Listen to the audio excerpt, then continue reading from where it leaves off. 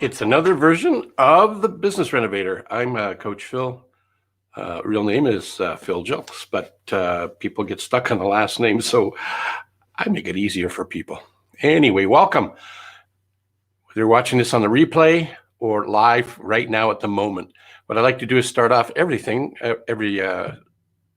show with this. And what this is a great book. It's got a quote for every day of the week. Customer Delight 365 by Brian Monahan. He didn't write all the quotes, but he did create this book and added his own thoughts and ideas to it. I'm just going to pop into a quote that stuck out for me today. And that is, you can't get much done in life if you only work on the days when you feel good, which ties into today's themes about what do you do to stay motivated. Let's read on with Brian's take. He's always coming from a customer delight point of view. So Brian says, it's important to create a positive working atmosphere for your employees. We all have days when we're feeling under the weather or off our game. When we have a foundation of the positive, the floor is raised, minimizing the impact on our customers. Plan for your bad days. They won't feel so bad when you know they are part of your plan. Well said, my buddy Brian. Well said. Let's get rid of his book, although it's a good book. If you want to get a copy of it, I believe you can still buy them on Amazon. And so let's start this off with a bang. Well, somewhat of a bang. Let's go to banners. Here we go. Thinking about your own life, what do you do to stay motivated? What made me think about this was the last couple of days I've been either watching or listening or participating in a conversation in and around this sort of things. And there was numerous ideas that came up. So I'm going to just share a few that I use and have heard along the way. And one of the first ones is set your own goals. If you're not going after what you really, really, really want, you're probably not going to have the drive and energy to do it on a want to, choose to, love it basis. You're likely, if somebody else has set the goals for you, you're likely doing it coercively on a have to basis. The great Jim Rohn, the philosopher, said, if you don't make plans for yourself, you'll be working for somebody who's going to plan stuff for you. And what do you think they have planned for you? Not much. So starting with that, set your own goals. If you agree, pop in and say yes. If you disagree, pop in and say, I disagree. Happy to have a conversation. The other thing is, if you're going to set your own goals, this is a methodology that helped me out and has helped my clients out when we implement it. And it's a good, great wow, which means what's the starting point? Where's your happy spot that if you were to reach that, it would be a good goal? So it could be a number of sales, could be a revenue, could be a weight loss, weight gain, anything that's important to you. The next part would be great. So it would exceed that by, 30%. And then obviously the last one is a wow. If you made that one, holy crap, that would be the most brilliant goal ever. So let's just for shits and giggles use money as an example of good, great, and wow. So let's say you are selling real estate. Maybe you're selling houses or leasing commercial space, and you wanted to do 3 homes. If it's a realtor, you want to do 3 homes in a month. That would be your good. Your great would be maybe 5 or 6, and your wow would be 10. Now, one of the things that's cool and critical to make sure that you add to this, and I haven't told you what it is yet, that is to every milestone, the good, the great, the wow, create a reward for yourself that no matter what, as long as they've made the deal has come to fruition and the transaction is done, and it's not just an order taken, they've actually bought and it's been approved, all that stuff, give yourself the reward that you already predetermined that's what you're going to get if you reach that milestone. When I first started this methodology a few decades ago, I tried it once when I was actually selling townhouse condominiums, and I was doing okay. I was doing about 2.5, 3.5 townhomes a month, but I wanted to accelerate that. So I set that 3 is my good. 7 was my great, and 10 or more was my wow. And the awards I gave myself for this to test it out was a silk tie, a real silk tie, when we used to wear ties all the time. I'd never had a silk tie. There was always polyester, so it was kind of a cool thing. The next one was to get a gold cross pen, because I didn't have a real gold cross pen. I had a artificial mimic take knockoff. And then the last one was to have a leather attache case, because it would be cool to look professional in my young days as a new home rep for townhouses. So the long story turned short is I got all 3. And what I found was that as I was setting the goal from the good to the great to the wow, as I got close to the good, I started looking to the great, which means I saw different horizons. Like when we're driving and we go so far and we can see further. Well, this is the same principle, because as you go further, you can, and moving forward with your goal, taking the actions and doing the things, it inspires you to take more actions, be more creative, and be in the right state of mind, because you're looking to get to the wow.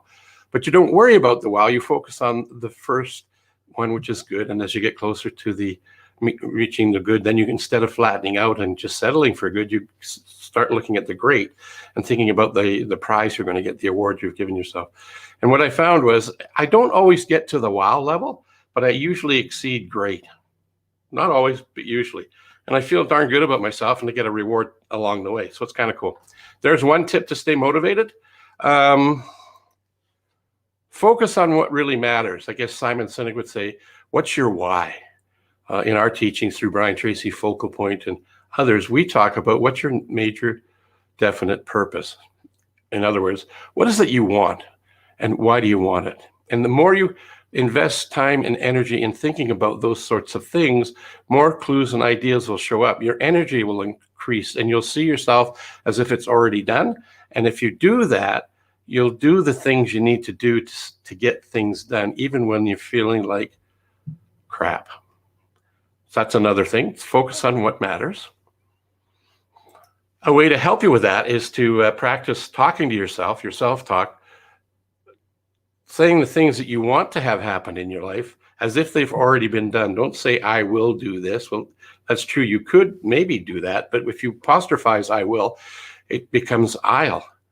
And it's like Brian Tracy actually says, if you're saying I'll do this, it says, it's like being on this island that you should vote yourself off of right away. Because I'll is not very impactful. It's not very empowering. If that's what you want to do, make up your mind, damn it, and go do it. So how do you do that? You change it to I choose to, I want to, I get to, and then describe what it is you're going to do. Or I am. See yourself in your future best situation, whatever that is. Yeah, that's pretty.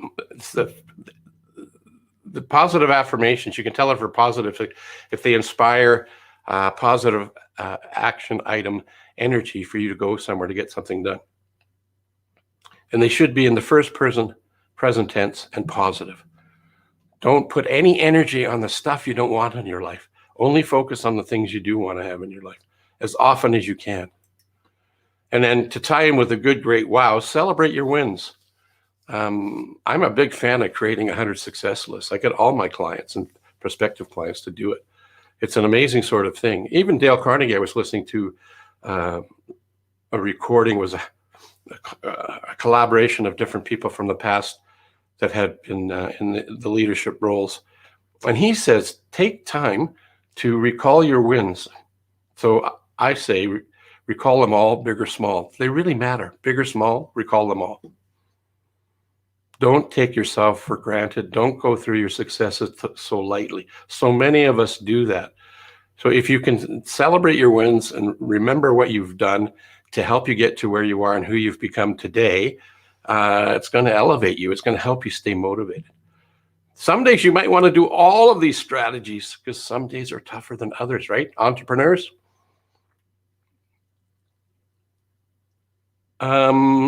The way you can also add to this as well is reading books on a regular basis. One of the books that I'm kind of a fan of these days is this one here. Yes, Attitude by Jeffrey Gitomer. You don't have to read the whole darn book. Take a couple of pages. In this book, you could probably read 3 or 4 pages and not even know you've invested 10 minutes in reading the book. Negative people are worse than negative occurrences. The argument is over in 10 minutes. The person may hang around for 10 years. Just gets us to think about things differently. So if you change your thinking, what you think about changes. That's kind of what I have for this morning's Business Renovator. What do you do to stay motivated? I'm going to see if we've got some tips and tricks and ideas from people that are here. Hey, there's Kellen Ann. I was just talking to you last night in that crazy place called Clubhouse. It's very addicting. Hello, Steve Kelly, all the way from the UK. That's my homeland, actually. Well, it's where I was born. I've been living in Canada most of my life. I was from a little place that has a poem that was famous, I think. There was a fine horse. No, there was a fine lady. I can't remember. It's about Banbury Cross, though. I should memorize that one. Thanks for stopping in, Steve. Appreciate it. What if you feel good every day? Well, that's a good thing. How are you able to stay good every day? That's pretty awesome, Ron. Sure some magic for some of those people that will be watching this now or in the replay that aren't able to stay good every day. I start with life's fundamentals first. So what are your life's fundamentals? Are they the same as somebody else's? If you've got a minute, pop it in, share it with the world. I'm loving February too. It's the first day, right? Did you say white rabbits before you said anything else this morning? My mom, said that start the day by saying white rabbits before we think or say anything else. We'll have a wonderful month. I've hardly ever been able to remember to do that. I need somebody to help me remind me to do that. Ron, what do you do to stay good every day? To have a good, besides your name's good and you're a winner. Not everybody has your kind of name. Help us out, buddy.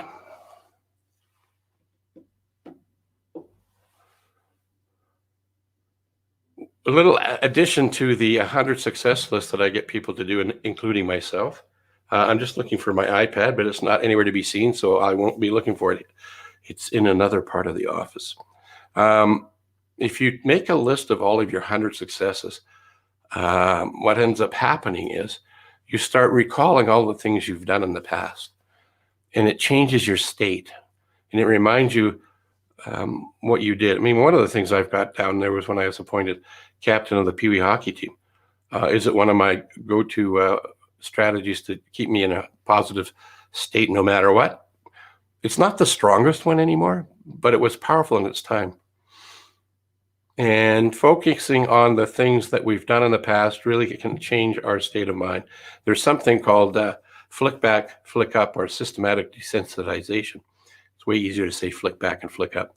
And if you go back and borrow the emotions from those past wins and bring them forward to your new, unusual, extraordinary, it can help you change those new, extraordinary opportunities, like putting yourself out there to do something you've never done before, and then reduce the stress along the way by having the 100 success list. What I wouldn't suggest having just 100. I would add on to it all of the time. To make it easier, though, to comprehend and imprint, I would take your top 10 or 15 and focus on those ones more. Because then you can borrow that while you're imagining yourself doing something you've never done before. It could be presenting live and in person one day. It could be facilitating a group of 65 to 95 people on a virtual platform when you're going to engage with them. You're not just a talking face talking to a big room, but you're going to actually break it down and have breakout rooms. And what's that going to look like? And what's the technology like? And what are you going to do? And what are the tools and things you need to make it go smoothly for yourself? So you can rehearse that in your mind. Give yourself an opportunity to practice it, just like a great actor does. They've rehearsed their script, their lines, and they've internalized it so much in their imagination that when they deliver it, on Broadway. They've been on off Broadway all this time. And when they get to the Broadway, it becomes as if they're part of it, as part of them. You can't tell the difference. So we were able to do that in our own lives. We don't have to go to Broadway to do this, but we can have the off Broadway experience by rehearsing it in our theater of our own mind, seeing ourselves at our future best, and borrowing some of the ideas I shared with you here today. Keep moving. A good walk can change your attitude. Oh, yes. Being physical, being active can absolutely shift your state. Absolutely. Good stuff there, Ron. And being named Goodwin is very helpful. Yeah, I know I Phil Jilks is not Phil Goodwin, but I do win and I am good. But I don't have your name, so I don't have that unfair advantage. Anyway, share this out with your friends if you thought it was of value. Get them to do the hashtag replay for us, and we'll see you when I do this. Oh, wait a minute. Here's one. I can't leave before I put this up. That just popped in. My mom used to say, considering all the blessings we have, we should all live like kings and queens. Be grateful for what you have. You know, Ron, that's a very good piece of advice. One of the things that I forgot to put on here for staying motivated is being in a state of gratitude. So one of the things I do on a regular basis is ask myself 3 questions. And you inspired me to recall it this morning to share with you guys. And that is, what are 3 things you're grateful for? It could be more, but at minimum 3 things. It could be as simple as this technology, StreamYard, and you guys listening in. I'm grateful for you and the technology that brings us together. And then what's a wiffle? WIFLS. Wiffles. What I feel like sharing is what that stands for. So what I feel like sharing is I had a couple of unsolicited testimonials show up in my social media unexpectedly, and it was brilliant to see that kind of stuff. Reminds me I'm doing the right thing for the right reasons for me. And the last thing is, what are you looking forward to? Well, I'm looking forward to putting the final pieces together on a large training opportunity, and secondly, sending out a proposal to another division of the same company. So what are your 3 things you're grateful for? What's your wiffle? What I feel like sharing. And then last but not least, what are you looking forward to? With those 3 notes, those 3 things every day, if you just start your day with that, it would be like Ron's mom said, considering all the blessings we have, we should all live like kings and queens. Be grateful for what you have. Because if you're in a state of gratitude, you can't think of all the crap out there that really doesn't help you become the best you. Focus on what you can do in the moment and move forward to wherever you would like to get to. It's like getting back to the first banner that I had up here was, well, it wasn't the first one, but it was pretty close. Focus on what matters to you. So with that, I bid you adieu. We'll see you. Farewell. Share this out. See you next time. It should be 9 a.m. my time, 11 a.m. in the Eastern time, and some other time in other time zones. Over in the UK, I'm about 7 hours behind you. Thanks for being here. Much appreciated.